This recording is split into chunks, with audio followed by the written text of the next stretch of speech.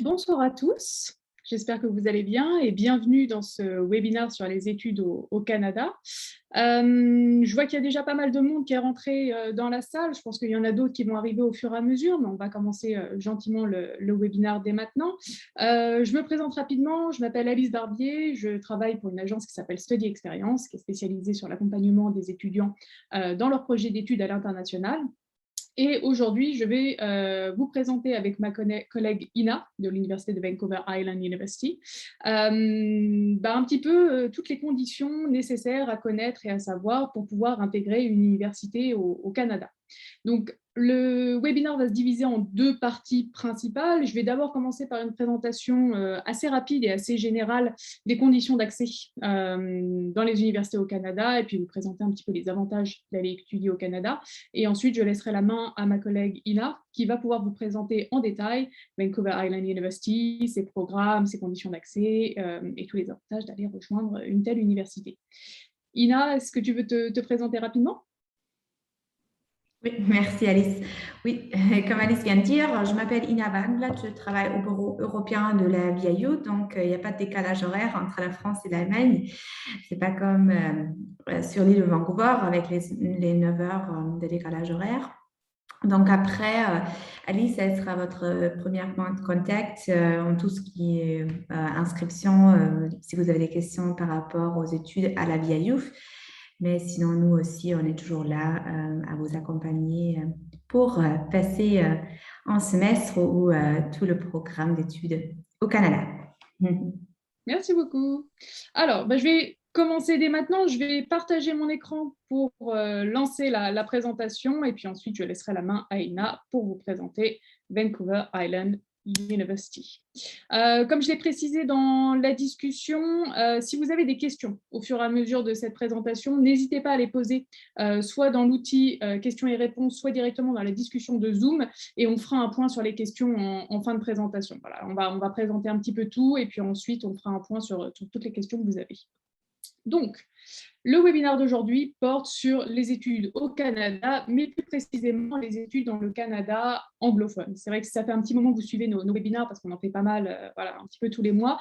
On a déjà fait une présentation sur le Canada et notamment sur le Québec l'année dernière. Et là, aujourd'hui, et plus particulièrement cette année, on a eu envie de mettre un petit peu l'emphase sur l'autre partie du Canada, Canada anglophone, qui regorge d'universités et d'opportunités pour les étudiants. Et c'est vrai que pour les étudiants français, c'est souvent une partie qui est un petit peu oubliée, on va dire en quelque sorte, de la part des étudiants. Et pourtant, vous avez énormément d'universités et énormément d'opportunités. Donc, projet d'études au Canada anglophone. Première question à se poser, je pense, c'est pourquoi aller étudier au Canada? Pourquoi le Canada? Le Canada va présenter énormément d'avantages pour votre projet d'études à l'étranger. Je pense que la première chose à garder en tête, c'est qu'il n'y a pas de mauvaise université au Canada. Toutes les universités canadiennes sont extrêmement bien reconnues et dans le monde entier. Je pense que ça, c'est peut-être un des points qui va le plus trancher, par exemple, avec une destination comme les États-Unis, où vous avez énormément d'universités et c'est parfois difficile de trouver l'université qui vous correspond ou de trouver des universités qui vont être accréditées ou qui sont reconnues parce qu'il y a un petit peu un flou artistique sur la création des universités sur une telle destination. Au Canada, pour le coup, ce n'est pas du tout le cas. Pas n'importe qui peut créer une université. Ça doit suivre des règles qui sont excessivement strictes. Et donc, au final, au Canada, peu importe l'établissement que vous allez choisir, vous savez effectivement qu'il y a une qualité académique qui est présente, des accréditations et que c'est des diplômes qui vont être reconnus partout dans le monde. Donc, de manière générale, le Canada, vous ne pouvez pas faire de mauvais choix. Et si vous regardez un petit peu les articles spécialisés sur les meilleurs systèmes éducatifs, vous verrez assez rapidement que le Canada, généralement, il fait partie du top des destinations pour les étudiants internationaux. C'est un système éducatif qui est excessivement performant. C'est aussi une chance, et notamment pour les étudiants français, de pouvoir suivre des cursus bilingue. C'est vrai que le Canada, c'est ce qu'on appelle typiquement un pays bilingue, où il y a deux langues officielles, le français et l'anglais. Donc le français qui va se retrouver majoritairement dans la partie québécoise, l'anglais dans les autres provinces du Canada, mais c'est vrai qu'en dehors du Québec, vous avez pas mal d'universités qui vont pouvoir vous proposer de suivre vos études soit en français, soit en anglais, voire avec des cursus bilingues. Vous pouvez prendre l'exemple, par exemple, de l'Université d'Ottawa qui peut vous proposer des cursus dans les deux langues. Vous avez pas mal d'autres universités à droite à gauche du Canada qui vont pouvoir offrir cette opportunité. Donc, en fonction effectivement de votre compétence linguistique en anglais, en français et du type d'enseignement que vous allez vouloir, vous pourrez trouver assez facilement chaussures à votre pied. Autre point important, et pas des moindres, c'est ce que j'appellerais la flexibilité des cursus. Le Canada, un petit peu comme les États-Unis, voilà, continent nord-américain, s'il y a bien un mot qui va déterminer les études au Canada, c'est le terme flexibilité. Tout simplement parce qu'au Canada, dans la construction des cursus, donc que ce soit les bachelors ou les masters, vous pouvez choisir vos cours un petit peu à la carte. Vous avez un système qu'on appelle majeur et mineur, donc major and minor, qui sont en fait votre domaine d'études principal et votre domaine d'études secondaire. Typiquement, quand vous allez étudier au Canada, quand vous allez choisir vos cours, vous allez choisir une majeure, donc votre domaine d'études principal, je dis n'importe quoi, imaginons le business, et vous pouvez généralement rajouter une ou deux mineures qui sont des domaines d'études secondaires. Et là, pour le coup, vous pouvez choisir un petit peu ce que vous voulez. Si vous voulez prendre une mineure en communication, c'est possible. Si vous voulez prendre une mineure en sciences politiques, c'est possible. Et donc, l'idée, effectivement, c'est de construire un cursus à la carte qui va vous ressembler et qui va répondre en fait à vos intérêts. Donc, pour les étudiants qui sont intéressés par plusieurs domaines d'études ou pour les étudiants qui sont un petit peu touche à tout, un petit peu curieux de tout, et c'est vrai qu'on a pas mal d'étudiants dans ce cas de figure qui nous contactent, le Canada, c'est une super destination pour partir étudier à l'étranger parce que finalement, vous allez pouvoir vous retrouver avec un programme qui vous ressemble véritablement. Vous avez aussi l'idée d'une charge de travail qui est modulable, c'est-à-dire qu'au Canada, quand vous allez choisir vos cours semestre par semestre, parce que chaque semestre, vos cours vont changer, vous pouvez décider de prendre plus ou moins de crédits, donc plus ou moins de cours chaque semestre en fonction un petit peu de la charge de travail que vous voulez prendre. Alors, en tant qu'étudiant international, vous êtes obligé de respecter un certain nombre minimum de cours à suivre pour être considéré ce qu'on appelle étudiant plein temps, et ça, c'est obligatoire vis-à-vis de votre visa. Mais concrètement, si vous voulez prendre que 4 cours pendant un semestre, vous pouvez en prendre que 4. Si vous voulez en prendre 5, vous pouvez en prendre 5, 6, voire même plus si vous le souhaitez, si vous sentez la capacité de suivre un nombre de cours plus important. Donc, de manière générale, au Canada, les cursus vont s'adapter à vous et ce n'est pas forcément vous qui allez devoir vous adapter à votre cursus. Et c'est quelque chose qui va pas mal changer par rapport au cursus européen qu'on peut trouver habituellement. Autre point important et pas des moindres, la question des frais de scolarité. C'est vrai que les frais de scolarité, c'est un petit peu le nerf de la guerre quand on parle d'étudier à l'étranger et on connaît certaines destinations qui vont pratiquer des tarifs qui sont parfois assez exorbitants. Même si dans ces destinations, on peut généralement avoir des bourses, c'est vrai que le Canada, c'est un petit peu le meilleur des deux mondes. C'est-à-dire qu'on va retrouver effectivement le côté très flexible, des cursus un petit peu à l'Amérique du Nord, des études en anglais un petit peu comme l'Amérique du Nord, mais par contre, on n'a pas forcément les mêmes tarifs qu'aux États-Unis. Vous verrez un petit peu plus loin, je vais détailler ce point un petit peu plus tard, mais c'est vrai qu'on peut assez facilement trouver des universités qui sont très abordables au Canada. Les plus abordables étant bien évidemment les universités québécoises pour les Français, mais il n'y a pas besoin de se limiter au Québec pour trouver des universités avec des frais de scolarité tout à fait convenables. On peut en trouver sans aucun problème dans le Canada anglophone. Et enfin, c'est vrai que le Canada, c'est une destination qui attire de plus en plus d'étudiants. Je pense que sur ces dernières années, ça fait partie des destinations les plus en vogue, tout simplement parce que c'est un pays qui va vous proposer une qualité de vie qui est difficilement comparable. Vous avez des villes qui sont excessivement dynamiques et très attrayantes, Toronto, Vancouver, Montréal. Toutes ces villes-là, effectivement, sont peuplées d'étudiants internationaux. C'est des villes qui sont très cosmopolites, très internationales aussi. C'est des villes aussi qui sont très safe, mine de rien. Enfin, étudier au Canada, vous avez une sensation de sécurité qui est difficilement comparable. Donc, et ça vaut effectivement pour les grandes villes comme ça vaut aussi pour des villes qui seraient plus petites. Vous verrez tout à l'heure quand Ina présentera Vancouver Island, qui est sur l'île de Vancouver.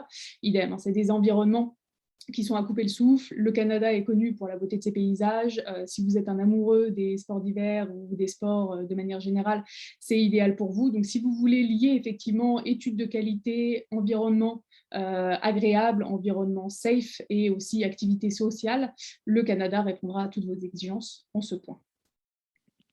Alors, maintenant qu'on sait un petit peu effectivement pourquoi étudier au Canada et quels sont les avantages d'étudier au Canada, concrètement, quels sont les diplômes que vous pouvez valider?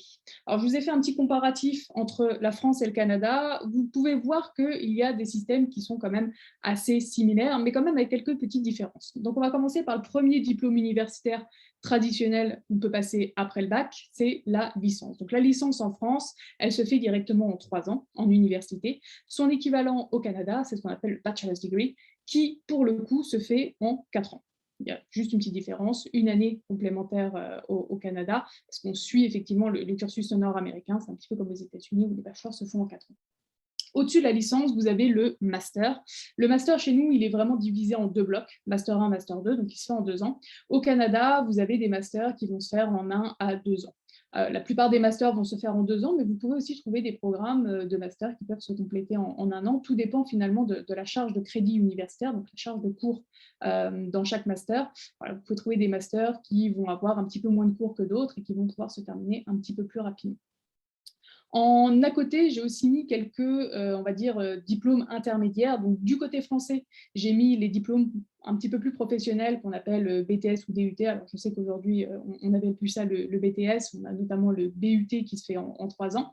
Mais si on devait faire une petite comparaison avec le système français, on a les BTS DUT d'un côté qui se font généralement en 2 ans. Et à l'inverse, au Canada, on a ce qu'on appelle les college diplomas qui vont se faire en 2 ans aussi. Alors là, pour le coup, les college diplomas, idem, c'est des programmes qui sont plutôt à vocation professionnelle. On va souvent trouver ces programmes-là dans des domaines assez techniques. Ça peut être le business, ça peut être, pourquoi pas, une partie un petit peu ingénierie, ça peut être des domaines qui vont plutôt lier, enfin, mener finalement à s'insérer sur le marché de l'emploi. La grande différence, un petit peu comme les BTS DUT finalement, c'est que généralement les diplomas se font très souvent dans ce qu'on appelle les colleges. Donc c'est vrai que dans les universités, enfin, au Canada, vous avez un petit peu 2 types d'enseignement. Vous avez d'un côté les universités qui vont pouvoir proposer les bachelor's degree et les master's degree, donc qui sont vraiment des diplômes académiques sur le long terme, et vous avez aussi les colleges, qui sont des établissements d'enseignement supérieur, qui généralement alors, peuvent de temps en temps proposer effectivement des bachelors, mais ils vont aussi vous proposer des programmes à vocation un petit peu plus professionnelle, comme les collèges diplomas.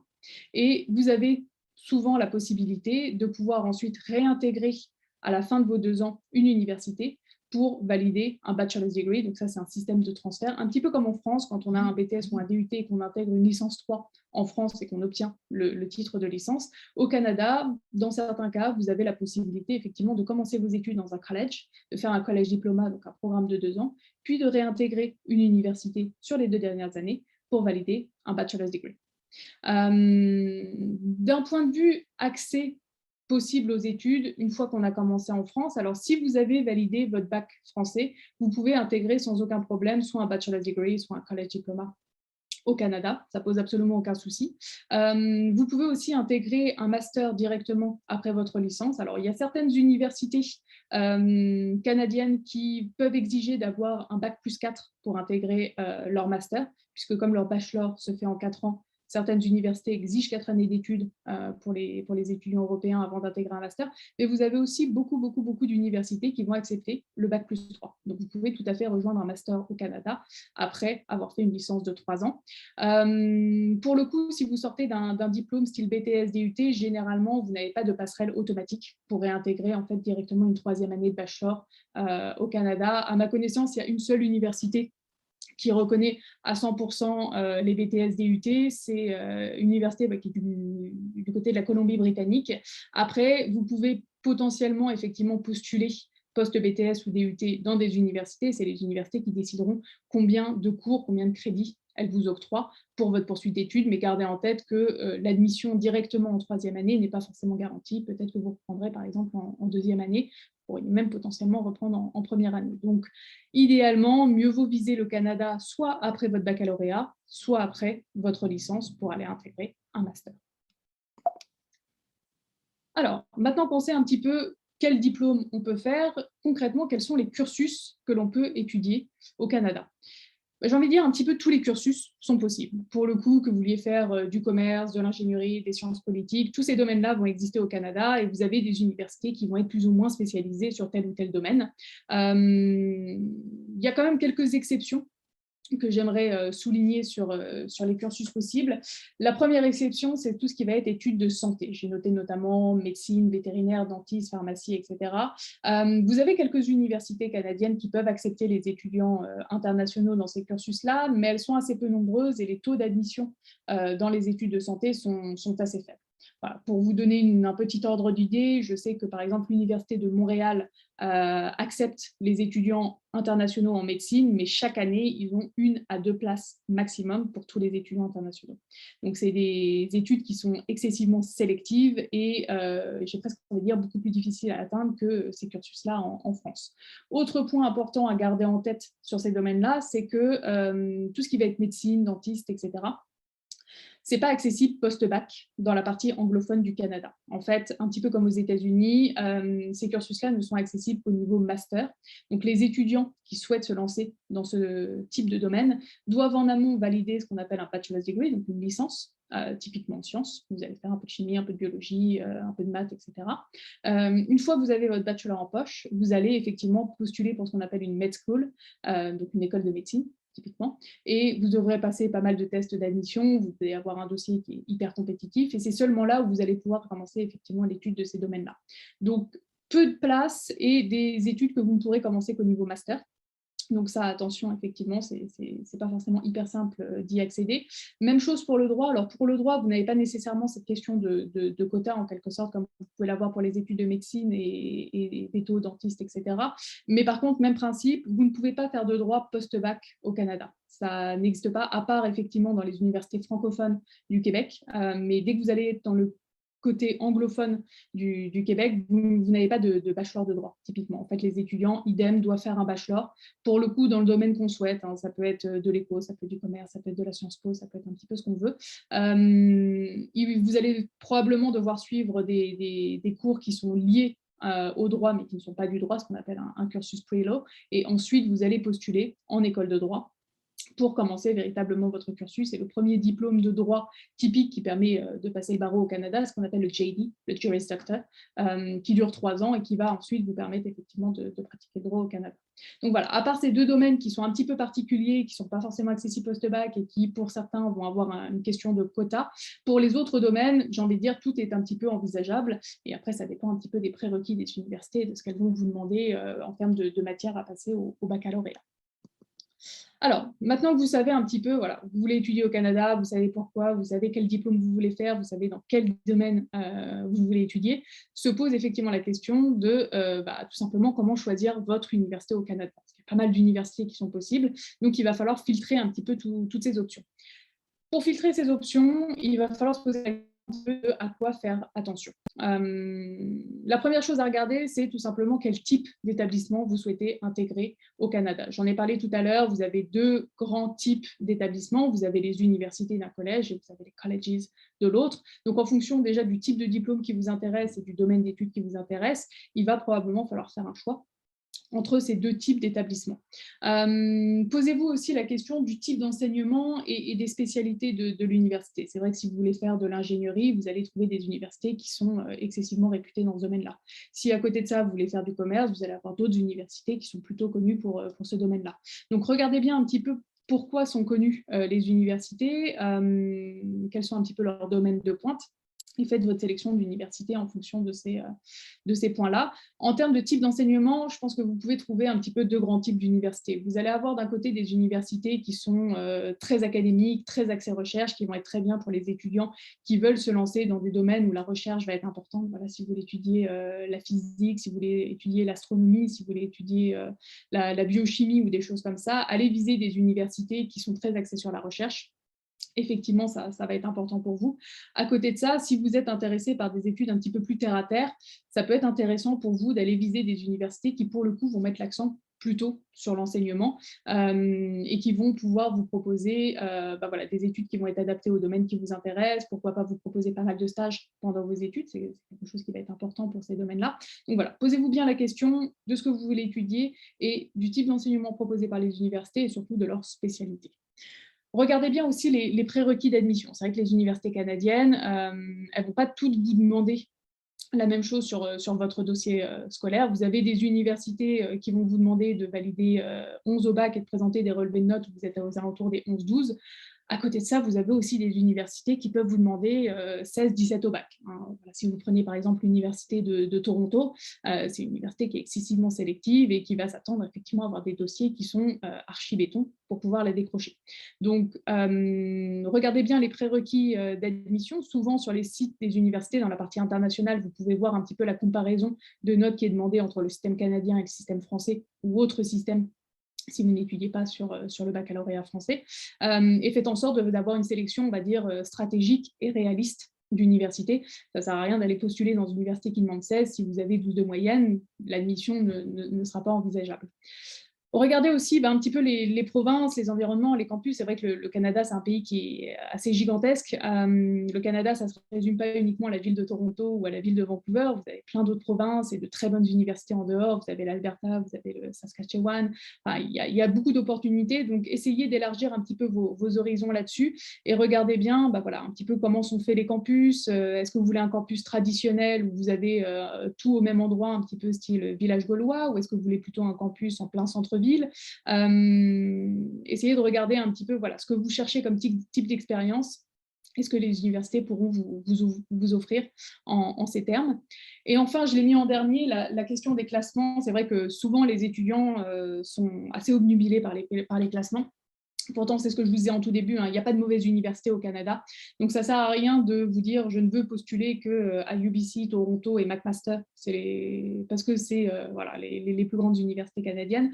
Regardez bien, effectivement, alors je peux comprendre effectivement que le classement soit important, mais faire votre choix uniquement basé sur les classements, c'est le risque de vous retrouver dans une université qui finalement ne vous correspond pas, ou du moins de choisir une université pour les mauvaises raisons. Donc vous pouvez regarder les classements effectivement, mais pensez bien aussi à regarder tous ces autres critères pour vous assurer que vous avez une université qui vous correspond sur les points qui sont importants. Ne faites pas des classements votre priorité numéro 1. Alors, la question du budget. C'est vrai que j'en ai parlé tout à l'heure, assez rapidement. Le Canada est connu pour avoir des frais de scolarité qui sont plutôt abordables. Alors, les frais peuvent énormément varier d'une université à une autre, ça c'est clair. Mais de manière générale, je pense que vous pouvez assez facilement trouver des universités qui vont osciller entre, j'ai envie de dire, 18 000 $ canadiens et à peu près 30 000 $ canadiens. Alors, le dollar canadien nous arrange pas mal, pour le coup, parce que ça va faire des tarifs qui vont osciller entre 12 000 et 21 000 € l'année. Donc, mine de rien, on est assez loin des tarifs traditionnels américains qu'on peut trouver effectivement aux États-Unis. Donc, ça, c'est une fourchette un petit peu large et qui va correspondre à pas mal d'universités. Après, faites bien attention, toutes les universités n'ont pas forcément ces tarifs-là. Hein, je parlais tout à l'heure de l'Université de Toronto ou de UBC, donc University of British Columbia, qui est à Vancouver. Ça, c'est des universités qui vont avoir des frais de scolarité qui sont beaucoup plus élevés. Hein. Toronto, typiquement, on peut assez facilement monter dans les alentours des 60 000 $ canadiens l'année. Bon, elle fait un petit peu figure d'exception, mais bien regarder quand même quels sont les frais de scolarité des universités canadiennes. Mais si vous voulez trouver des universités avec des tarifs abordables, sachez qu'effectivement c'est possible et que vous avez beaucoup d'universités qui vont pouvoir vous proposer des tarifs qui seront finalement assez similaires à ce qu'on peut trouver dans les universités ou écoles européennes. Alors, pour candidater, je pense que la première chose à savoir, c'est qu'il faut prendre son temps. Alors, monter des dossiers d'admission pour les universités canadiennes, pour les universités de manière générale, ce n'est pas quelque chose qui va se faire en 3 semaines. Ça prend un petit peu de temps. Alors là, je vous ai mis une timeline. J'ai envie de dire, c'est un peu ma timeline bisounours. C'est dans un monde idéal. Vous n'êtes pas obligé de vous y prendre 2 ans à l'avance pour postuler au Canada. Je vous rassure, là, c'est vraiment dans le monde idéal. Si vous êtes actuellement en terminale et que vous voulez postuler dès cette année pour la rentrée prochaine, sachez que c'est encore possible, il n'y a aucun souci, mais bon, voilà. Là c'est un peu dans le monde idéal. Dans un monde idéal, j'ai envie de dire, sur le courant de la première, vous allez commencer effectivement à vous renseigner sur un petit peu les universités, les programmes qui sont proposés, quelles universités seraient bien pour vous, et commencer à regarder quels sont un petit peu les prérequis d'admission. Voilà, quel type de notes ils demandent, est-ce qu'il faut passer certains tests, etc.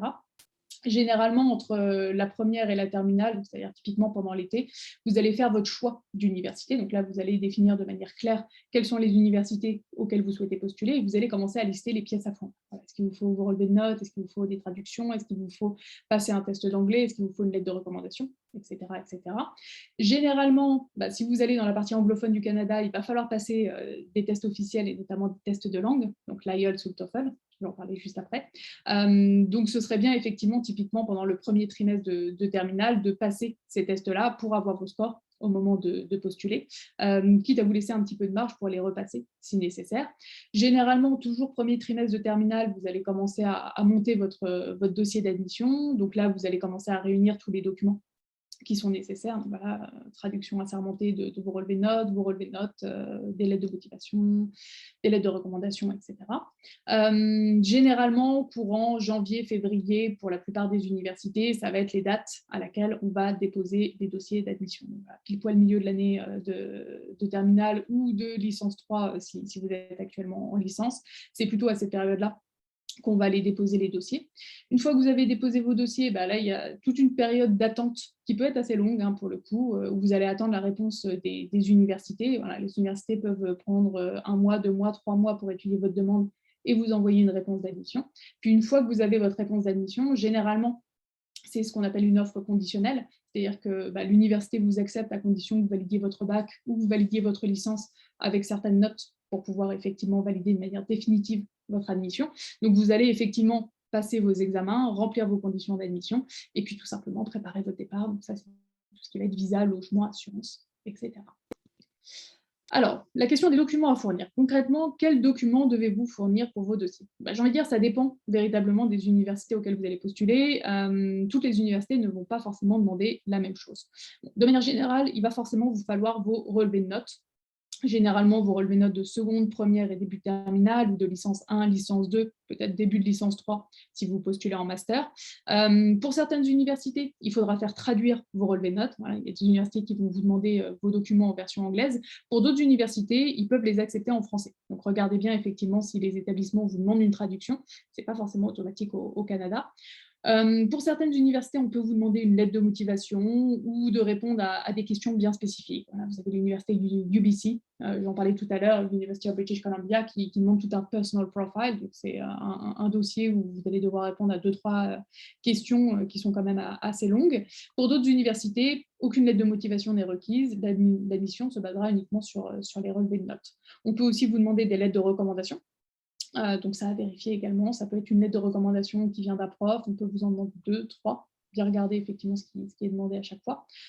De manière générale, si vous visez des programmes anglophones, et notamment dans des universités anglophones, le test d'anglais, c'est un petit peu un prérequis dans tous les établissements. Donc, vous avez 2 tests principaux que vous pouvez passer, l'IELTS ou le TOEFL, et gardez en tête qu'en général, il faut que vous ayez vos scores au moment où vous allez postuler à l'université. Donc, si votre deadline est en février, il faut prévoir de passer vos tests en amont de cette deadline et d'avoir vos scores au moment où vous allez vouloir envoyer votre dossier, d'où la nécessité effectivement de passer ces tests, on va dire, au tout début de votre terminale. Donc, en ce moment, ce serait idéal si vous avez le projet de postuler au Canada pour l'année prochaine. Vous pouvez aussi avoir des tests d'admission spécifiques, et j'en parlerai juste après, selon le domaine d'études que vous voulez faire ou le niveau. Par exemple, au niveau master et en commerce, on peut vous demander un test qui s'appelle le GMAT. Donc, regardez bien effectivement en fonction du programme que vous visez s'il y a des tests complémentaires à passer. Et sachez que contrairement à la France où vous avez une plateforme unique pour postuler qui s'appelle Parcoursup qui va réunir un petit peu toutes les universités, au Canada, ce n'est pas le cas. Vous avez plusieurs plateformes d'admission. J'en ai listé 2 principales, WAC qui va prendre en fait toutes les universités de l'Ontario. Vous avez EduPlan BC qui va prendre toutes les universités de la Colombie-Britannique. Mais vous avez aussi beaucoup d'universités où vous pouvez tout simplement postuler en direct sur le site de l'université. Donc, idem, regardez bien un petit peu comment vous devez postuler. Est-ce que vous devez postuler sur le site de l'université? Est-ce que vous devez passer par une plateforme d'admission bien spécifique pour être sûr d'utiliser le bon processus? Et enfin, faites attention aux dates limites. Voilà, toutes les universités ont des dates limites et généralement, elles sont non négociables. C'est-à-dire que si telle université vous demande de postuler avant le 15 janvier, il faut impérativement postuler avant ces dates et envoyer tous vos documents selon la deadline qui est indiquée. Si vous envoyez votre dossier après, il pourrait tout simplement ne pas être considéré. Alors, les tests d'admission. J'en ai parlé rapidement, mais sachez qu'effectivement, en fonction des programmes et des universités que vous allez viser, on peut vous demander de passer certains tests. Test d'anglais, si vous visez un programme anglophone, effectivement, c'est un prérequis obligatoire. Donc, IELTS, TOEFL, qui sont les deux plus connus. Vous avez pas mal d'universités qui acceptent aussi en ce moment le Duolingo, donc qui est un test qui a été mis en place durant le Covid, qui est un petit peu plus facile à passer parce qu'il se passe depuis chez vous, qui est un petit peu moins cher aussi. Donc, alors, il y a beaucoup d'universités qui l'acceptent, mais pas forcément toutes. Donc, regardez bien effectivement sur les universités qui vous intéressent quels tests sont acceptés. Mais si le Duolingo en fait partie, pas de souci. En tout cas, sachez effectivement que généralement, les universités vont vous demander de passer ces tests-là et d'avoir quand même un bon niveau d'anglais. Pour une entrée directe dans un programme d'études, on va vous demander typiquement d'avoir un bon niveau B2, début de niveau C1. Ça va être typiquement un 90 à l'IELTS, au TOEFL, et un 6,5 à l'IELTS. On peut aussi vous demander effectivement des tests de compétences spécifiques. Donc, je parlais des études de droit au tout début qui se font au niveau master. C'est vrai que si vous voulez postuler pour un master de droit, généralement, notamment sur les JD, donc les Juris Doctor, on va vous demander de passer un test qui s'appelle le LSAT, qui est un test de compétences liées au domaine du droit. Pour les études de commerce au niveau master, il y a le GMAT. Vous avez certaines universités qui peuvent aussi vous demander le GRE, qui est un test un petit peu plus général. Donc attention, effectivement, en fonction du domaine et surtout du niveau d'études auquel vous postulez, notamment au niveau master, vous avez souvent des tests complémentaires qui peuvent être demandés. Sachez dans tous les cas que tous ces tests-là peuvent être passés en France. Par contre, attention aux dates. Autant tout ce qui est IELTS, TOEFL, etc., vous avez pas mal de sessions tous les mois. Vous avez 2 à 3 sessions par mois, donc c'est assez facile de les passer. Mais par exemple, pour le GMAT ou le GRE, vous avez beaucoup moins de dates de passage qui sont possibles, donc il faut bien anticiper le passage et l'inscription pour être sûr de pouvoir les passer à temps. On va terminer rapidement avec un petit peu une question qu'on nous pose souvent, c'est-à-dire qu'est-ce que regardent les universités dans les dossiers des étudiants. En gros, que cherchent les universités pour pouvoir éditer leurs offres d'admission. J'ai envie de dire, les universités, elles vont regarder beaucoup d'éléments. Elles ont une étude de dossier qu'on appelle holistique. Donc, pour le coup, tout ce que vous allez envoyer aux universités va être étudié et tout va peser dans la balance. Ils vont forcément regarder vos relevés de notes et vos moyennes depuis, alors soit depuis la seconde si vous êtes au lycée, soit depuis le début de la licence si vous postulez pour des masters. Voilà, chaque université a des prérequis d'admission bien spécifiques. Donc, ils vont effectivement chercher des étudiants qui vont remplir ces prérequis d'admission. Ils ne vont pas uniquement se baser sur les relevés de notes du bac, par exemple, comme c'est le cas pour le Royaume-Uni, où tout se joue effectivement sur l'examen final. Au Canada, ils vont étudier vos relevés de notes actuels et ils vont généralement éditer leur offre d'admission sur la base des éléments déjà présents. Donc voilà, si une université vous demande d'avoir 13 de moyenne avec 13 en maths pour aller faire du commerce, il faut que dès maintenant, vous ayez 13 de moyenne, 13 en maths pour aller rejoindre leur établissement. Ils vont regarder votre niveau d'anglais, bien évidemment, et les tests complémentaires, sachant qu'ils peuvent vous demander des scores minimums sur chacun de ces tests-là. Si l'université vous demande l'aide de motivation, l'aide de recommandation, ils vont la regarder. Si par contre, ce n'est pas demandé, vous pouvez toujours choisir d'envoyer une lettre de motivation ou de recommandation, mais je ne vous garantis pas que ce sera pris en compte par l'université. Si ce n'est pas un document qui est requis, généralement, à moins que l'université ait un gros doute sur votre dossier ou ait besoin d'informations complémentaires, c'est des documents qui peuvent être écartés par les comités d'admission. Donc, vérifiez bien si l'université vous demande d'envoyer de tels documents. Votre profil, de manière générale, donc voilà, vos activités, vos engagements, toutes les expériences professionnelles que vous avez eues, votre motivation. Idem, si c'est demandé par l'université. Vous avez des universités qui vont vous demander uniquement vos relevés de notes pour étudier votre dossier. Vous avez d'autres universités qui vont vous demander des informations complémentaires concernant votre personne. Si c'est demandé par l'université, ça aura un impact. Si ce n'est pas demandé, idem. Vous pouvez toujours le préciser généralement dans les dossiers, mais ce n'est pas forcément là-dessus que va se jouer l'admission. Au niveau master, vous avez beaucoup de masters, notamment accès recherche, qui vont vous demander de présenter un projet de recherche et notamment de trouver un superviseur pour votre mémoire ou pour votre thèse. Ça, c'est un point qui est important. Donc, si vous êtes intéressé par des masters axés sur la recherche, pensez bien effectivement à préparer en amont un projet de recherche qui est solide. C'est souvent là-dessus que va se jouer l'admission, en plus effectivement de vos relevés de notes. Et enfin, gardez en tête que pour les étudiants qui seraient intéressés par les études artistiques, par exemple pour aller faire du design ou de la production médiatique ou du cinéma ou quoi que ce soit, souvent l'admission se fait sur portfolio. Donc en plus effectivement de vos relevés de notes et de votre niveau d'anglais, ils vont vouloir évaluer un petit peu votre capacité artistique et souvent ils vont vous demander de fournir des portfolios. Et généralement, l'admission va pas mal se baser sur ce point-là. Dernière slide, et puis après, je vais laisser la main à ma collègue. Là, c'est petit instant pub Study Experience, juste pour vous expliquer un petit peu quel accompagnement on propose. Donc, concrètement, nous, on est une agence d'accompagnement sur les études à l'étranger. Donc, chaque année, on aide des centaines d'étudiants à postuler sur des universités, que ce soit au Canada ou dans d'autres destinations. Et notre rôle, c'est vraiment de vous accompagner de A à Z. Donc, on vous aide effectivement à sélectionner les universités et les programmes qui vous correspondent, selon tous les critères que j'ai évoqués précédemment, et on travaillera avec vous sur ces points-là. Une fois qu'on est au clair sur quelles universités, quels programmes, on vous aide à monter les dossiers d'admission, donc vraiment sur la partie administrative des dossiers, on vous indique quels documents fournir, et on vous aide en fait à remplir tous les dossiers. Si on vous demande des lettres de motivation ou des essais, on va aussi vous aider dans la rédaction. On a des correcteurs spécialisés qui vont être là pour vous accompagner dans la rédaction. On va vous renseigner bien évidemment sur les tests à passer, IELTS, TOEFL, aussi les tests complémentaires si vous visez des programmes au niveau master. Et enfin, on vous aide à faire un suivi de vos candidatures. Et une fois que vous êtes admis, on vous aide dans la préparation au départ. Voilà, j'ai fini pour ma partie. Je vais laisser la main directement à Ina qui va pouvoir vous présenter l'Université de Vancouver Island. Parfait, merci Alice. Alors, je vais partager mon écran. C'est bon?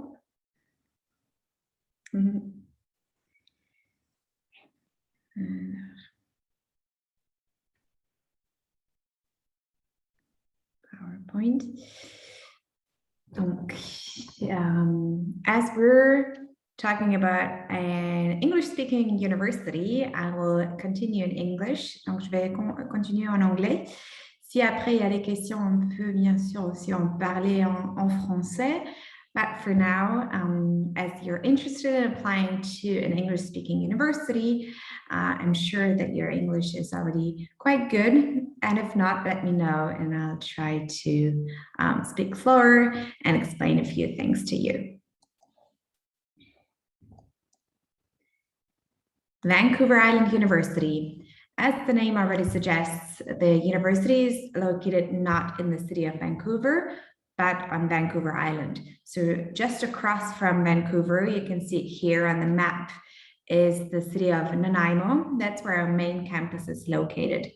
So you will most probably be studying in Nanaimo. It's about 40 kilometers away from Vancouver, and you can either go there by plane. So you, for example, take a plane to Vancouver and then switch planes, get onto a smaller plane and go across to Nanaimo. Or you can take the ferry. That's about so by plane, it's about 15 to 20 minutes. By plane, it's about an hour and a half. But it is a really, really pretty ferry ride because you see the Rocky Mountains on the mainland and they're always covered in snow, and it's just a beautiful ferry ride that you can take. If you're into outdoor sports, Vancouver Island is definitely the place to go and to be. For those that are into winter sports, if you like skiing, snowboarding, the north, so around Mount Washington is a great place to go, and also Whistler on the mainland in the Rocky Mountains. On the west side of the island, you have Tofino, which is a really cool surfing spot. It's one of the best surfing spots on the West Coast. And it's also great for whale watching, bear watching, storm watching, and there's a rainforest in that area. So it's also great for just walks and hikes. In the south of the island, there is Victoria. Victoria is the capital of the entire province of British Columbia.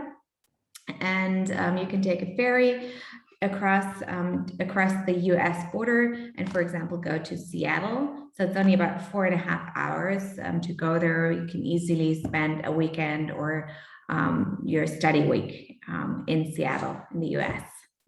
So as you can see, it is really, really close to the US border, which you can see on the map right here. So you'd probably have the option of visiting both countries during your time abroad. Yeah. These are some of the things you will probably be doing during your time at Vancouver Island University, just because there is a lot of water, of course. And the island, when you think of islands, you might think of a tiny island, but Vancouver Island has about the size of Denmark or Belgium. So it is quite big. So lots and lots of things to do. And you know, one of the things that most of our students do is go across to Vancouver for some matches, some games, and then enjoy the peace and quiet and the nature and the wildlife on the island. There are currently about 13,600 students enrolled at Vancouver Island University. Around 2,000 of those are international students, and there's a great mix of students from all over the world. So we have European students, of course. So you will also be meeting German students, Austrian students, Swiss students, students from Sweden, so all over Europe. And they often come for a shorter period of time, maybe just for 1 or 2 semesters, or they come for a full degree. And students from a lot of other countries, like we have an office in Latin America, so we have more and more students from that area, from the United States, from different Asian countries. So when you go home, you will have friends from all over the world, and you'll be able to travel around and visit everyone. And also for your professional career, it can be helpful to already know people from all over the world and to learn from them and have that network after your studies. There are more than 120 study programs at VIU. And even though Vancouver Island University is a public university, there's a maximum of 34 students per class, which is great, especially as you will be studying in English, so a foreign language.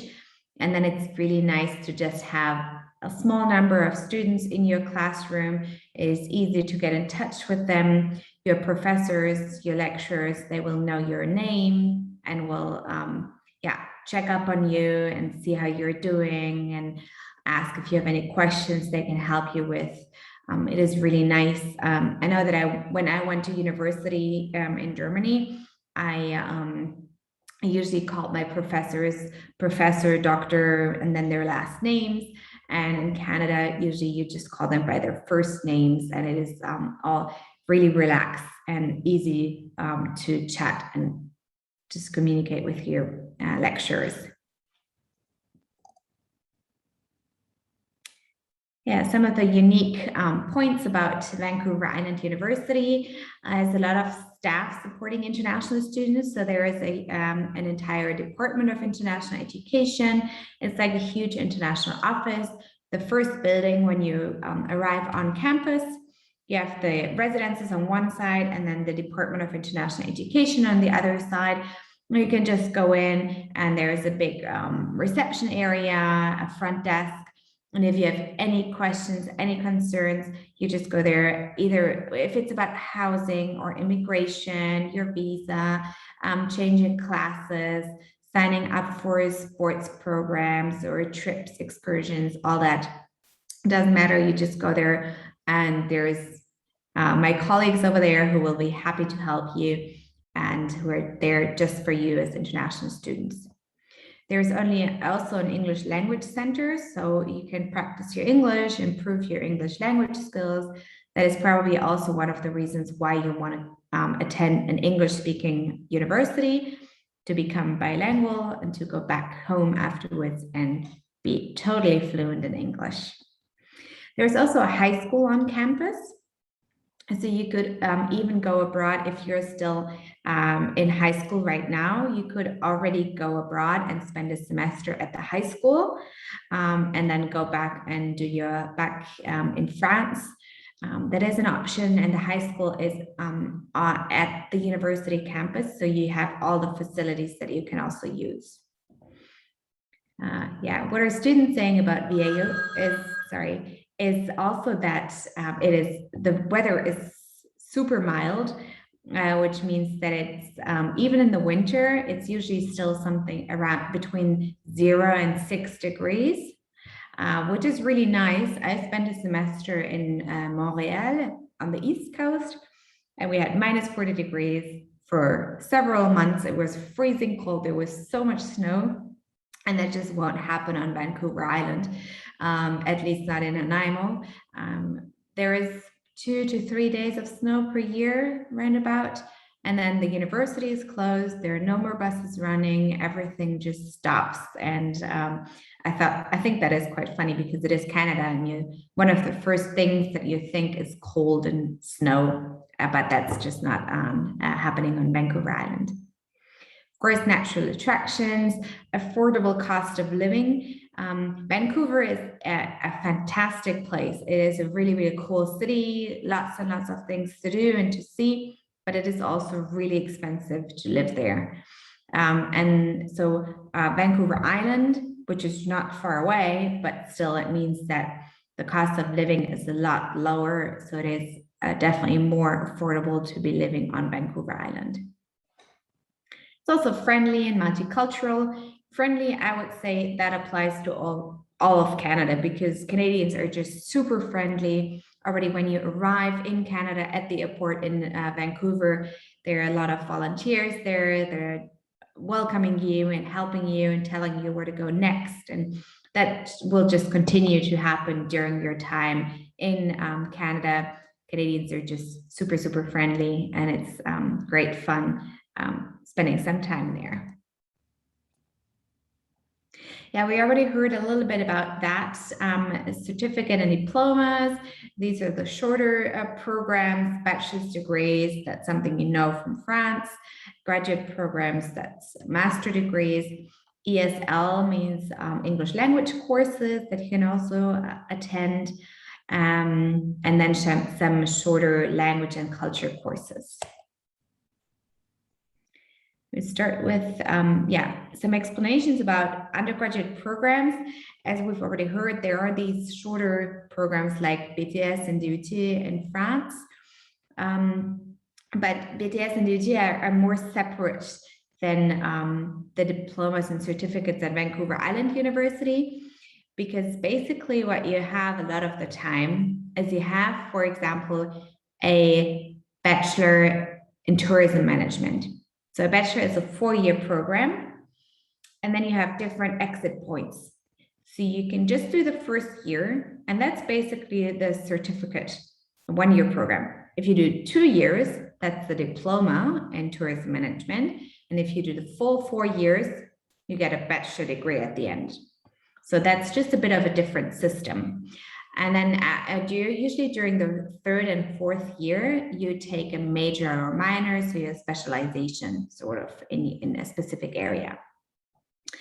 For admission requirements, what you need is a high school transcript. If you don't yet have it, that's fine. I mean, we all know if you're still at school, you don't have your final transcript. And then proof of your English language proficiency. I know someone asked about the Cambridge certificate.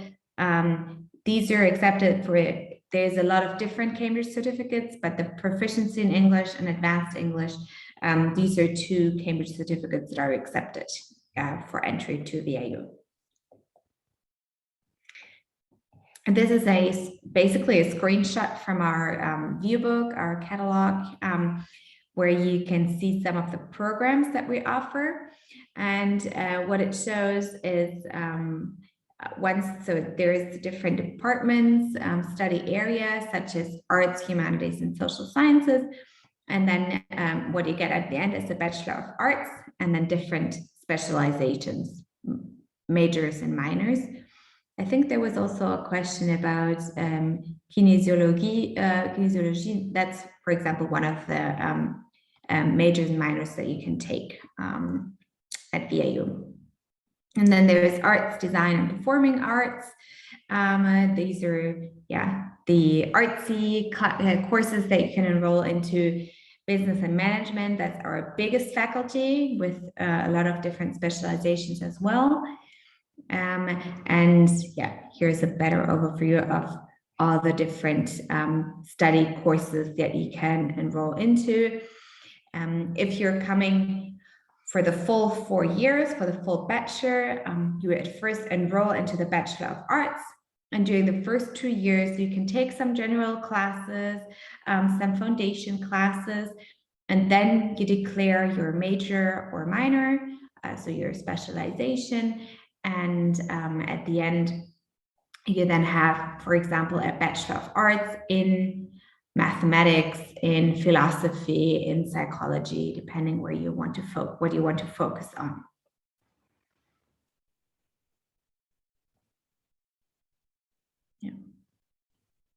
Management and business, like I said, That's our biggest faculty. And you have the certificate, which is a 1-year program, diploma, a 2-year program, and then the bachelor, which is a 4-year program.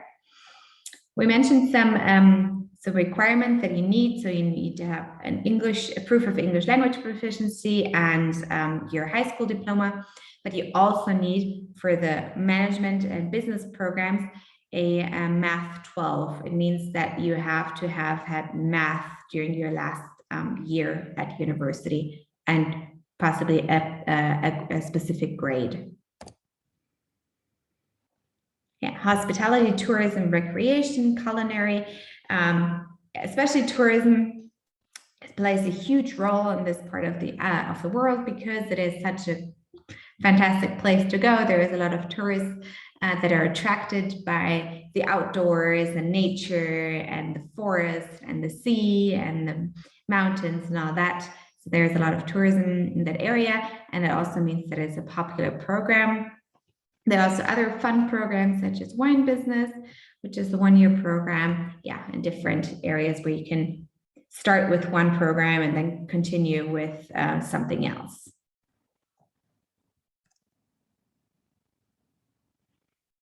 Science and technology, also in this case, different kinds of programs. In the Bachelor of Science, computing science is of course very up and coming, but also psychology can be of interest to a lot of students. We have a Bachelor of Arts in Psychology and a Bachelor of Science in Psychology. That sometimes confuses people a little bit. It just means there's a different focus. It depends.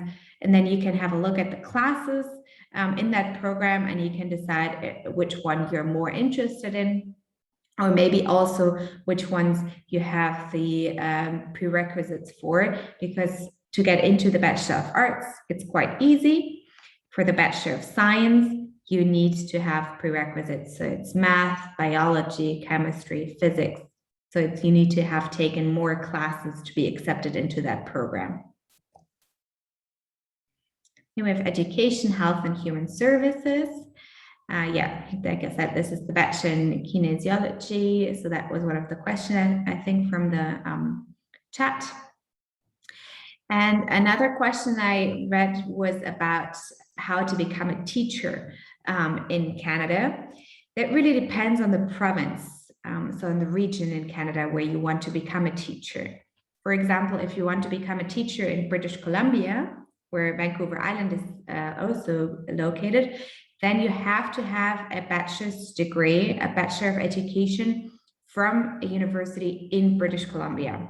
So you need to study there, you need to get a bachelor's degree in British Columbia, and then you can be a teacher in British Columbia. So it's all really depending on the province. You can also get afterwards do a master's in education, but you definitely need to have a bachelor's degree in education to become a teacher. A master's degree is just good to have as well. Yeah, then we have some social services, social sciences, Bachelor of Arts in Child and Youth Care. So in the end, it really just, like I said, there is 120 different study programs. So it is a lot of programs.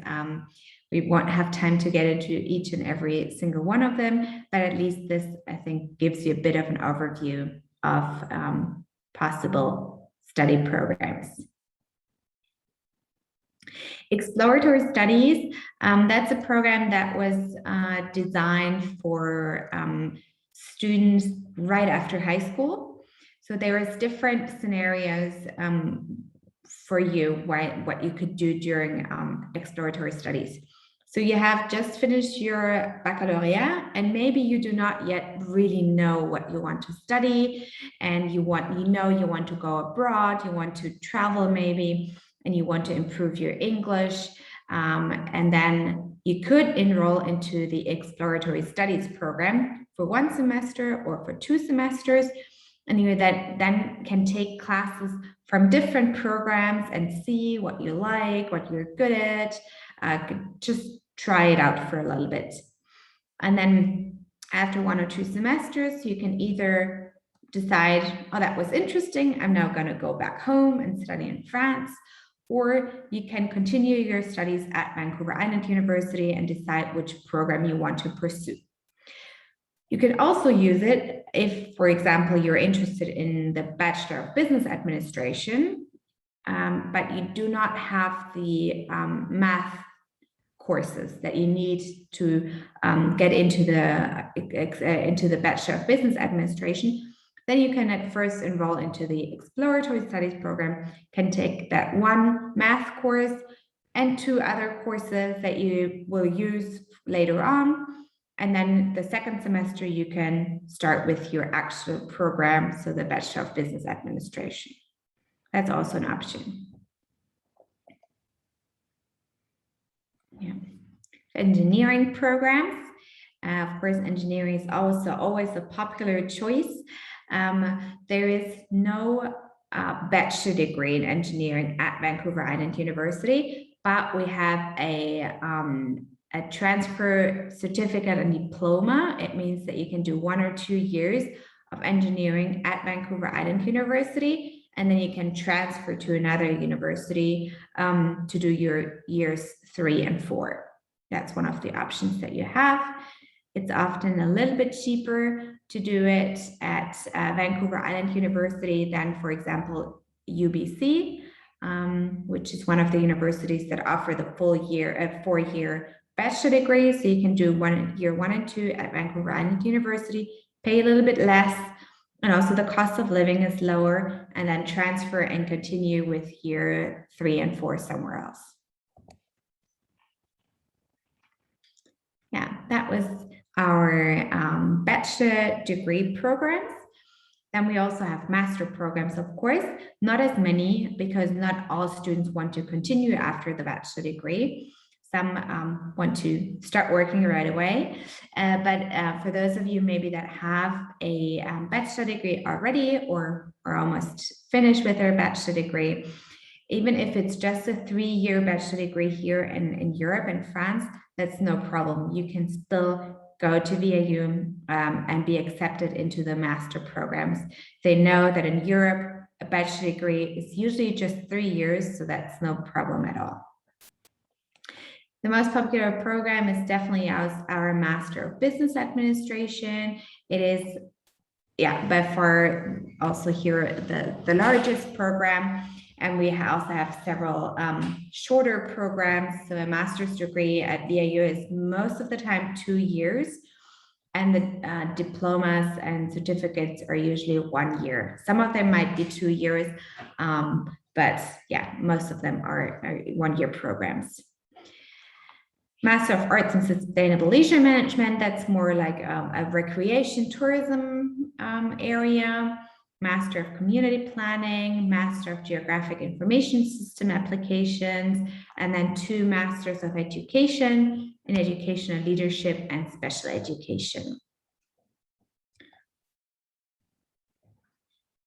It is usually a little bit more difficult to get into a graduate program, a master program, than into a bachelor program. So you need to submit a few more documents to be accepted. Of course, your undergraduate transcripts, so your bachelor transcripts from all years, and your degree certificate, and then your resumes, and oftentimes a letter of motivation, a letter of intent, where you explain why you want to study that specific course at VAU, and then maybe additional documents. It depends on the program. Some might want to interview you on Zoom or Skype. For others, you might need to submit some works that you have done or a reference letter. It really depends on the program afterwards. English language scores are higher at the graduate level than they are at the undergraduate level. If you do not yet have those scores, you can also go to VAU and do an English language course first, and then continue with your academic studies. So IELTS, TOEFL, Cambridge, and Pearson are the English language certificates that are accepted. Yeah, this is just a really good overview for both undergraduate and graduate programs, because you can, for each program, you can always see what you get at the end, if it's a master, if it's a 2-year program or a 1-year program, if you can start in September or maybe in January or both, the application deadline, and then also what the GPA, so it's your moyenne, is, and what documents you need in addition to that. What's great, we learned about GMAT earlier. That's one of the tests that a lot of universities require for business programs, and it is not required at Vancouver Island University, which is nice, so you don't have to do another test to be accepted. Yeah. So you can, if you want, you can submit it, but it's not required. What's also great is that it is very open. So the Master of Business Administration at VAU accepts students from any bachelor degree. It means that even if you did maybe a bachelor degree in psychology or geography, you can still be accepted into the Master of Business Administration afterwards. So you do not need a business degree to be accepted into the Master of Business Administration. What you do need is work experience. So you have to have about a year or so of work experience. It could also be an internship that you've done, or if you've worked during your studies, but you need to provide some sort of proof that you have already worked. Then it is a really great program. It's very international, lots of students from all over the world. It is an intense program, 20 months long, but you do not really have many breaks. You might have a week here and there, but you do not have like a 3-month summer break, because it is such a condensed program. It's 20 months, then you're done. And like it says here, 90% of the graduates work full-time within 4 to 8 months. So pretty soon after graduation, you will probably have found your hopefully dream job. English Language Center. This is, like I said, if you do not yet have the B2 or C1 level of English to start your studies at university right away, you can still, you can still go to VAU and attend one of the one of the English language classes. And it really just depends on your level right now. So the first day, what you do is you do a placement test, and oops, sorry. Oh, there you go. And then you'll know where you're at and which level you're at. And then you have 13-week blocks, and you go up and up and up. And maybe if you start at level 4, you do 6.5 weeks of listening and speaking, 6.5 weeks of reading and writing, and then you continue with University Preparation 5, do the same thing, and then you can immediately go into the bachelor programs. Or you have graduate preparation for the master programs because your English level needs to be higher. Yeah. So these were our bachelor and master programs. But we also have some short-term programs like the English language and culture programs for ages 18 plus. So if you're 18 years or older, they're 3 or 4 weeks long. We have them in January and February, and July and August. And it's a great mixture of trips on Vancouver Island, exploring the island, and also English language classes. So you'll usually have some classes and then some activities, and also activities on a Friday. You do an entire day trip, and then during the week, it's mostly English classes. If you're younger, between 14 and 18, we also have summer programs in July and August. You can decide how long you want to stay. And it's also English classes and then activities every afternoon. And Friday, the entire day, you will do a day trip. You can live with a Canadian host family during your stay, and it's really a lot of fun. Student services, that's a huge thing in Anglo-Saxon universities, and there is so much support there. So you have academic support. For example, if you're not sure which classes you should take or how to change your classes, how to change your schedule, all that, there is colleagues over there who will definitely be able to help you with that. We also have immigration advisors that help you with your, if you have questions about your study permit application. We have our housing team that I will talk about a little bit more later on. And counseling means, some therapists. If you're maybe feeling a little bit homesick or you just need someone to talk to, they will be there as well. Yeah, like I said, housing. So there's 3 housing options at BAU: on-campus residence, homestay, and off-campus housing. On-campus residence, that's definitely a very popular choice. So if that's something you're interested in, definitely apply early. It is great if you want to be a little bit independent and you want to meet a lot of other students and just be surrounded by people all the time and just have to wake up in the morning about 5 minutes before classes start, and you just walk there, and it's like a 2-minute walk. It's super convenient, and it is also great for your first semester just to meet people and for the social atmosphere.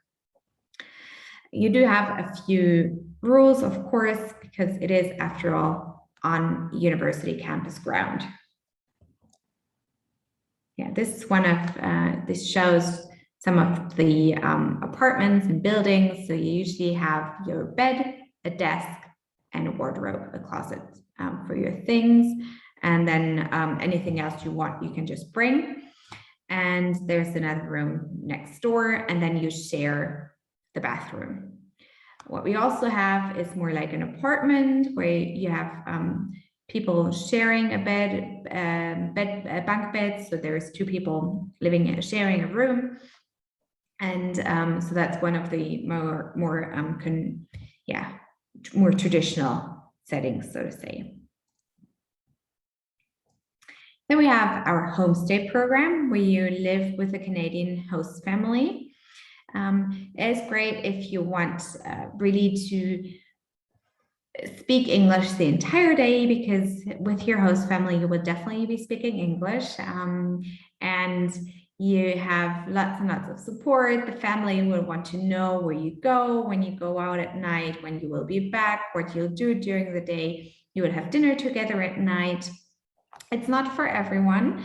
Some people just want to be independent and don't want to talk about what they're doing. But if you want to have that family feeling and that security, it's definitely a great option. It is run by VIU, so my colleagues, and they go and visit all families. They check them and do trainings with them. So the host families are really great.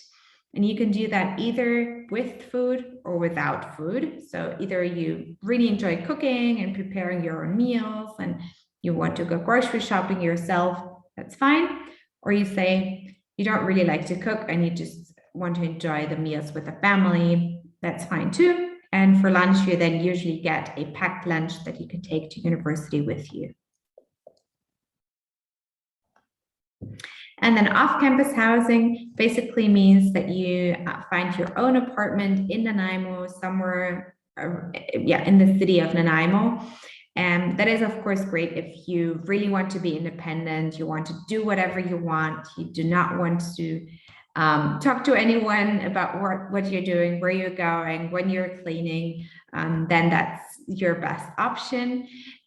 You could also share an apartment with other students. It's up to you after all. There is some support. There is a platform that's called Places for Students, where a lot of rooms and apartments are offered, and you can apply to them and visit them and then rent a room for a few months or years. We also have varsity athletics at Vancouver Island University. It means those are the competitive university teams that compete against other universities. So you have to be pretty good to be accepted into one of those programs. There are several varsity teams, so basketball, soccer, and volleyball. And then there are the so-called club teams. That's the, so to say, fun teams. That means you just go there maybe once a week and practice together. It is great, for getting to know other students and just staying fit and enjoying some sports during your semester abroad. Yeah, this is an overview of our current tuition fees, just to give you an idea of round about what to expect. The tuition for one semester is currently 8,700 Canadian dollars, and then double that for 2 semesters.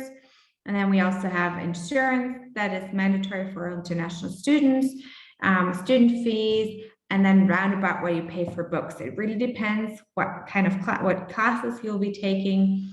Roundabout what you pay for food, miscellaneous, so whatever else you do during your time there, and a bus pass. There's also an online cost calculator on our website, so you can just go on there and then you can say which class, which program you're interested in, if you're staying with a host family or residence, and if you have a bus pass or all that, and it will tell you how much to expect for your studies. Yeah, these are the master programs. I hope my battery is a bit low. I might have to charge my computer in a second. How to apply. We already heard about some of that during Alice's part of the presentation. What is always important is to check the intakes and deadlines. At VAU, it's mostly the 31st of March. There are some programs that have other deadlines, so just make sure you do not miss the deadline. Some programs might accept late applications, but not all of them. If you're already at university right now and you just want to come for one semester and spend one semester abroad, usually it's no issue to apply late. But if you're applying for a full bachelor degree, full master degree, be sure to check the deadlines. Requirements are English language proficiency. You have to have a degree already or a finished high school, and then it really depends on the program. Yeah, you submit the online form, proof of English language proficiency, your transcripts, and pay an application fee. And then basically from then on, you're in the system, so you would always receive emails, what to do next, what to sign, what to submit. So you just need to make sure you always check your email and do what is required. And then you're ready to start your adventure abroad in Canada. Vancouver Island University really is a typical North American campus university. It's mid-size, but really small class sizes, so very personal. It's super easy to get in touch with other students and the instructors. On campus, you basically have everything you need. If you want, you can live on campus. There are cafeterias on campus. You have a hairdresser salon. You have a Starbucks cafe. You have so much support, academic support, immigration support.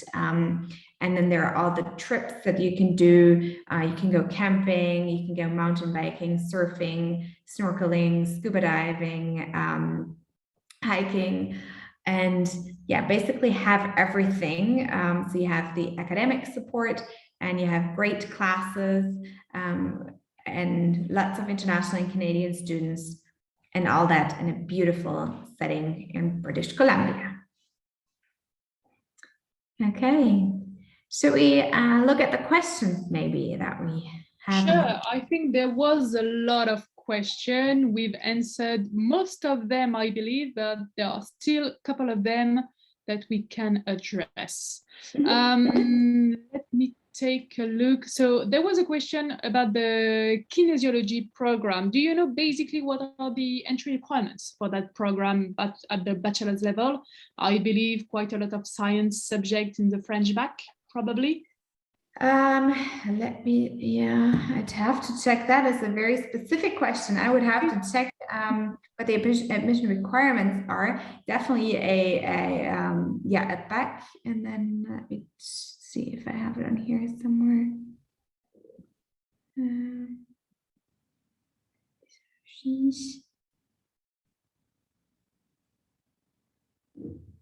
Yeah, so there is a minor in the Bachelor of Arts, and that's just the baccalaureate, actually.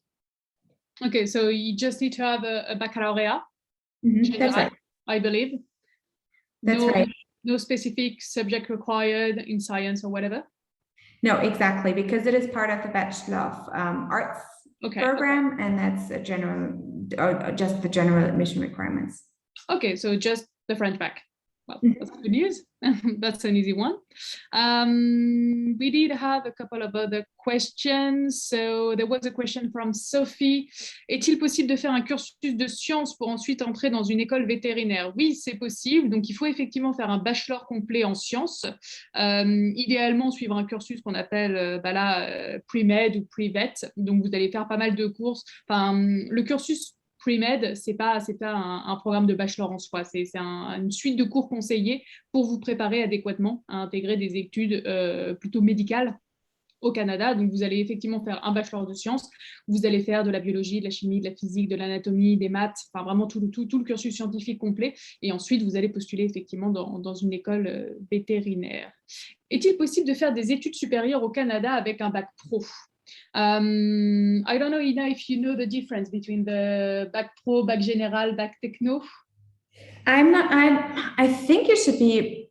Are you able to go to a regular university in France with your bac pro? You can, but not for all programs.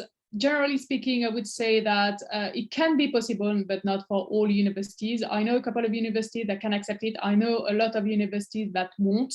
Donc, pour résumer, j'aurais tendance à dire que le bac professionnel, dans certains cas, effectivement, on peut aller faire des études au Canada avec. Après, les universités qui vont l'accepter, elles se comptent un petit peu sur le doigt d'une main. C'est pas forcément tout. Donc là, il faut vraiment faire une étude au cas par cas. Généralement, les universités vont accepter sans aucun problème le baccalauréat général, le baccalauréat technologique. Pour le bac pro, c'est un petit peu différent pour le coup. Je reviens à ça parce qu'en fait, il y a deux options pour kinésiologie. Donc, il y a le Bachelor of Arts avec la spécialisation, mais il y a aussi le Bachelor of Kinésiologie. Et là, en fait, admission requirements, là, anglais, c'est facile. Après aussi Anatomy and Physiology 12 or equivalent, ça veut dire la dernière année du lycée, donc en terminale. Ça veut dire effectivement sur le bac français, si on veut vraiment faire le programme complet en kinésiologie et pas seulement la spécialisation en kinésiologie au sein du Bachelor of Arts, si on veut vraiment faire un programme complet là-dessus, il faudra avoir suivi effectivement des spécialités au moins biologie, donc SVT, j'aurais tendance à dire, des matières aussi idéalement dans tout ce qui va être physique, chimie et des maths. Des maths sur la première, donc c'est l'équivalent du grade 11 au Canada. Et idéalement, si vous pouvez avoir suivi les maths en terminale, c'est pas une mauvaise chose non plus. Donc, en fonction de l'orientation que vous allez vouloir prendre pour la kinésiologie, effectivement, un cursus plutôt scientifique dans l'idéal. Il y a aussi une question, je suis en section internationale depuis maintenant 7 ans, est-ce que je dois quand même passer les tests de la part de Sophie? Alors, si vous êtes en section internationale, notamment l'OIB, généralement, pour les universités, ça c'est à vérifier au cas par cas, vous avez beaucoup d'universités qui ne vous demanderont pas forcément de passer un test d'anglais. Ça dépend des universités, en fait, qui reconnaissent l'OIB comme l'équivalent d'un test d'anglais. Ça vaut aussi pour les étudiants qui seraient en IB, International Baccalaureate, où ça, généralement, vous avez pas mal d'universités aussi qui vont considérer que l'IB prouve votre connaissance en anglais. Vous n'avez pas nécessairement besoin de passer un test complémentaire. Donc là, idem à vérifier université par université, mais vous pourriez effectivement être exempté d'un test d'anglais. Ce n'est pas automatique non plus. Les études d'ingénieur en université canadienne sont-elles au même niveau que les grandes écoles d'ingénieurs françaises? J'ai envie de dire, ça dépend des universités qu'on va prendre. C'est vrai que si on prend les grandes universités canadiennes pour l'ingénierie, regardez UBC, regardez McGill, je pense que certaines d'entre elles sont au-dessus de certaines écoles françaises. Donc, pour le coup, tout va dépendre un petit peu des cursus que vous visez. Je pense que ça dépend aussi du type de cursus que vous voulez faire. Les écoles d'ingénieurs françaises, généralement, c'est des études en entonnoir, c'est-à-dire qu'on commence très général et puis on va se spécialiser petit à petit sur le domaine qui vraiment nous intéresse. Au Canada, les études d'ingénieurs, on peut prendre l'exemple avec McGill par exemple, vous n'avez pas vraiment de cursus généraliste en ingénierie, vous allez directement commencer sur un domaine de l'ingénierie. Donc il faut être un petit peu au clair sur est-ce que vous voulez faire de l'ingénierie biomédicale, est-ce que vous voulez faire de l'ingénierie civile, mécanique, etc. Parce que vous allez postuler spécifiquement pour un type d'ingénierie. Donc, si vous savez exactement quel type d'ingénierie vous voulez faire, le Canada, c'est top parce que dès le début, vous allez être hyper spécialisé. Si par contre, vous cherchez un cursus très généraliste où vous allez vous spécialiser au fur et à mesure, les études françaises seront peut-être plus adaptées en ce sens. Donc, pour moi, ce n'est même pas une question de prestige d'université, mais c'est vraiment une question de contenu de cursus, finalement. Test de Cambridge est-il suffisant? Ça, on y a répondu. Est-ce qu'il n'est pas trop tard pour une aide de study experience pour un élève en terminale? Non, c'est pas trop tard. Enfin, il y a beaucoup d'universités. Là, par exemple, Vancouver Island, je crois que la deadline, c'est le 31 mars. C'est ça, pour postuler?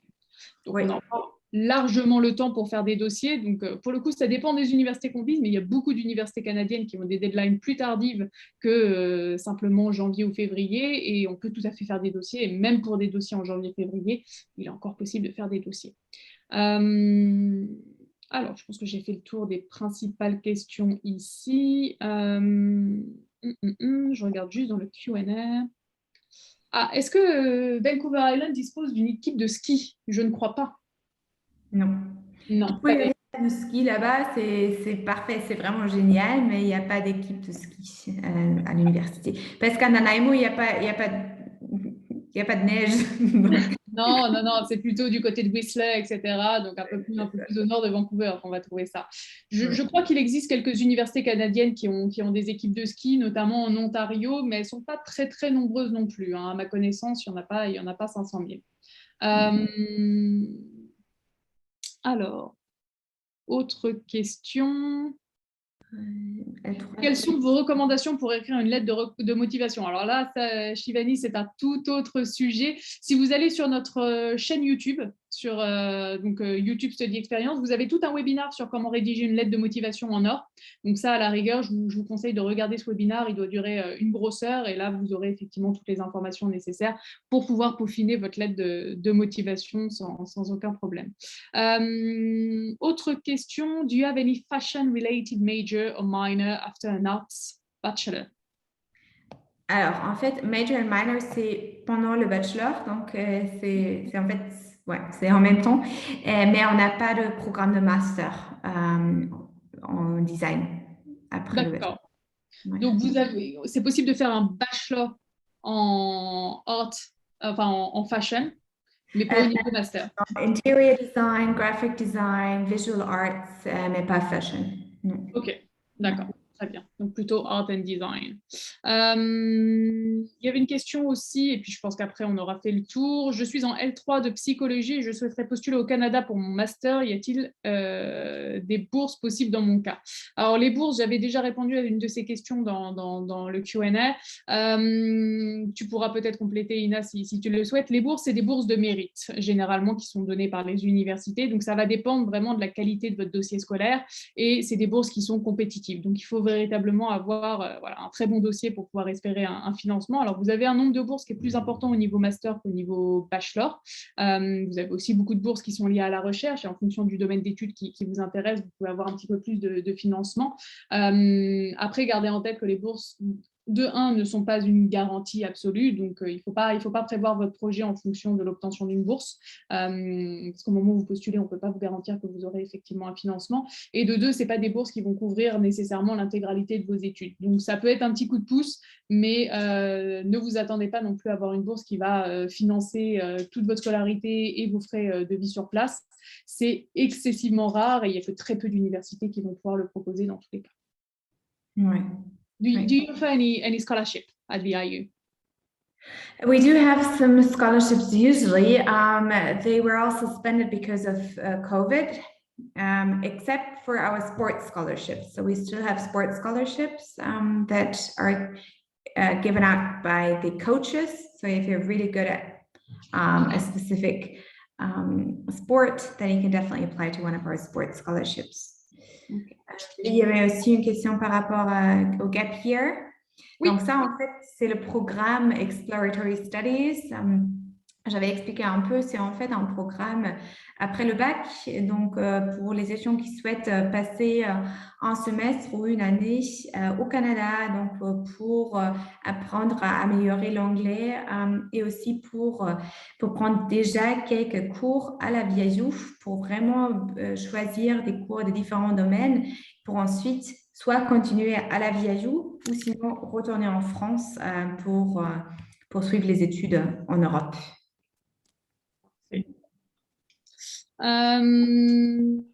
Okay, ben je pense qu'on a fait le tour de toutes les questions. Il y en a une dernière à laquelle je réponds et puis après on va s'arrêter. C'est la question de la licence professionnelle. Alors là, on parle d'une licence en digital marketing. Est-ce que ça peut permettre une poursuite d'études au Canada? La licence professionnelle, c'est pas forcément le sésame numéro 1 pour intégrer un master au Canada. Ce qui va être privilégié majoritairement, c'est la licence générale. La licence professionnelle, ça dépend des universités, mais ça peut effectivement bloquer. Donc idéalement, plutôt viser une licence générale pour intégrer un master. Si vous avez une licence professionnelle, ce qui peut être intéressant à la rigueur, c'est peut-être d'aller faire un master 1 dans une université dans votre domaine et de postuler sur la base de votre master 1 pour renforcer un petit peu votre dossier, parce que pour le coup, c'est vraiment des dossiers qui vont être étudiés au cas par cas et je ne garantis pas à 100% qu'une licence pro puisse passer pour le Canada.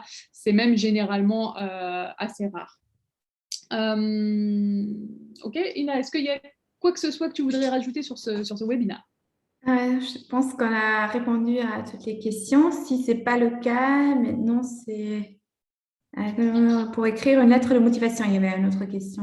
Ouais, ça j'ai renvoyé directement sur notre page YouTube. On a tout un webinaire d'1 heure sur comment écrire une lettre de motivation en or.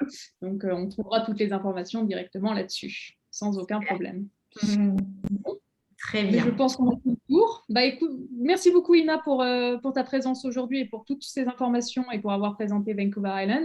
Merci à vous tous de nous avoir suivis sur ce webinaire. Si vous avez des questions spécifiques, je vous envoie notre adresse email directement dans la discussion. Vous pouvez tout à fait nous écrire à cette adresse et on répondra à toutes vos questions. Et vous recevrez de toute façon, là ce webinaire a été enregistré, donc vous recevrez de toute façon l'enregistrement de cette présentation si jamais vous voulez la revoir ou s'il y a des éléments que vous n'auriez pas vus ou que vous auriez loupé, que vous souhaitez effectivement reconsulter. Merci à tous pour votre présence. Je vous souhaite une excellente soirée et je vous dis à très vite. Merci, au revoir, bonne soirée.